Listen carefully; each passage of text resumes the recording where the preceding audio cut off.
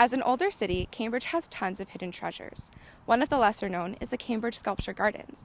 The garden runs along the Grand River with a paved pathway that's perfect for families, pet owners, and those looking for a little culture along with their nature.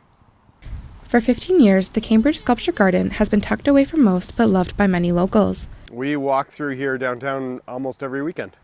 It's a beautiful way to walk just because you're off the street, there's no traffic, there's other people, there's nice things to look at. The garden features 4 permanent sculptures and a handful of temporary features. Those who frequent the path definitely have their favorites. It's called Blue Bias. It's just very abstract, lots of color.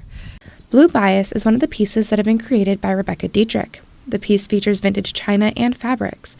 It is intended to cause the viewer to question natural wilderness and human aesthetic to domesticity. The sculptures are rotated out every few months, so there is something new for those who frequent the trail that parallels Grand Avenue South. I love it, and I love that it changes. I always assume it's the architecture students that do some of the changes in here, but I don't know if my assumption's right, but I love that sometimes things are added and for different seasons and things like that. Though the park is well known by locals, it isn't known outside of that community. The website for the park even refers to it as Ontario's best-kept secret. I think it's really nice that it ties into the rest of downtown, but I would love to see it extended further south. Like, it's just such a great attribute, and I think it adds so much to condos that have been added down here and the theaters that are over here, and I'd almost like to see it grow.